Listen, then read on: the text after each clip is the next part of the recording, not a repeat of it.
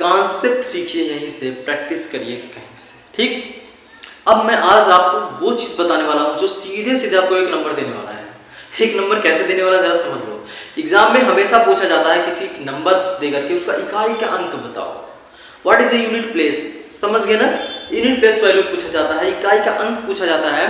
तो चलिए हम आज उसकी बात करते हैं आप लोगों के सामने, कैसे पता करेंगे, ठीक।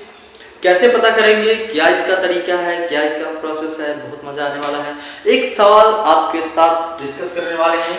मान लीजिए आपके सामने लिखा हुआ 2 4 6 8। आपसे पूछा जाता है कि इस नंबर का इकाई का अंक क्या होगा, ऑप्शन दे दिया जाएगा। मेरी बात समझ गए। अब मेरी बात पूरी समझना, जब भी इसी तरीके के नंबर्स के मल्टीप्लिकेशन वाले नंबर को जो नंबर गुणे के फॉर्म में लिखा जाएगा, अगर उसका इकाई अंक आपसे पूछा जाए बच्चे, तो याद रखना बस इसका मल्टीप्लिकेशन कर देना। मल्टीप्लिकेशन करने के बाद जो नंबर लास्ट में बचती है इकाई वाली, वही उसका आंसर होगा। क्या समझ पाए? नहीं समझ पाए तो देखिएगा बच्चे, सॉरी। 4 दूनी 8, 8 से 48 कितना हुआ? 48 इंटू 8, 8 कितना होता है? 64। आगे जाने की जरूरत नहीं है। 8 कितना होगा? 64। कितना आया लास्ट में? इकाई अंक 4। इसका मतलब इसका इकाई अंक आपका क्या होगा? 4। एक और समझ लीजिए, मान लीजिए आपके सामने लिखा हुआ 3 6 4 6 8, इस तरीके से 3 4 6 8, ठीक है ना। अब देखिए इसका क्या होगा? 3 चौक 12, 12 6 72। आगे दिक्कत हो रही है पढ़ने में, नो प्रॉब्लम। 72 इंटू 8 कर दो, 8 दूनी 16। इसका आगे बचाओ, क्योंकि यही लास्ट में जो इकाई अंक पक्का 16 क्योंकि तो आएगा ना। क्या आप एक बात समझ गए? नहीं समझ पाए क्या? एक और देखते हैं, चलिए ध्यान से देखो, एक और देख लेता हूँ, मजा आ जाएगा बच्चे।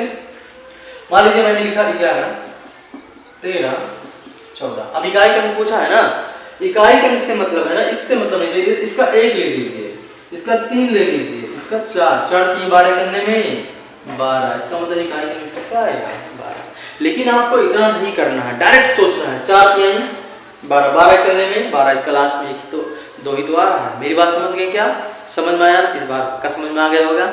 अब चलते हैं एक नया तरीका देखते हैं। अगर किसी के घात में दे दिया जाए, अब तो प्रॉब्लम होगी ना।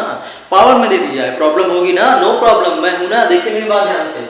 अगर मान लीजिए आपके सामने एक नंबर मैंने लिया 13 के पावर 123, राइट।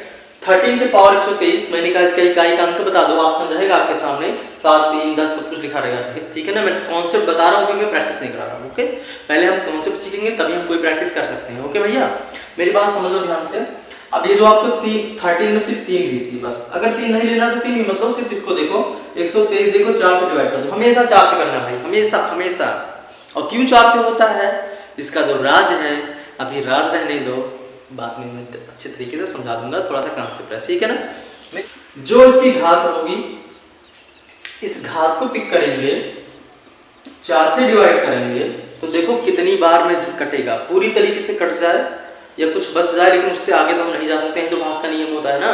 इसका मतलब है जैसे मैं 30 बार इसको ले जाऊंगा, 30 बार, तो यहाँ पे 3 बच जाएगा। अब 3 बचेगा का मतलब क्या है? इस लास्ट ये जो इकाई का यहाँ 3 है, इसके पावर 3 कर देंगे। अब ये 4 से छोटा है ना, 4 से छोटा है तो दोबारा डिवाइड करने की जरूरत नहीं है। अब 3 का मल्टीप्लाई 3 बार कर दीजिए, 3 3 27। कितना आएगा? 27। लास्ट का नंबर क्या हो गया? 27। इकाई क्या हो गया? 27। क्या समझ पाए आप? एक और सवाल देख लें, मजा आ जाएगा ना। ठीक है, चलो देखते हैं, एक और सवाल देखते हैं। 6 5 8 3 2 9 के पावर 65। कुछ समझ में आया? इतना बड़ा नंबर है, इकाई का पूछा है। अब इतने बड़े नंबर को 6 4 8 3 2 9 को मल्टीप्लाई करो 65 बार ऐसे से। 6 4 8 3 2 9 गुणे 6 4 8 3 2 9 गुणे ऐसे करते जाओगे ना। नहीं करना है ऐसा, ऐसा बिल्कुल नहीं करना है। ध्यान से देखो, सिर्फ 65 को पिक करो, 4 से डिवाइड करो, ठीक है ना। सॉरी, 4 से डिवाइड करो, कितनी बार जाएगा? 4 करने 4 2 6 4 6 24। एक बचा कि नहीं बताओ।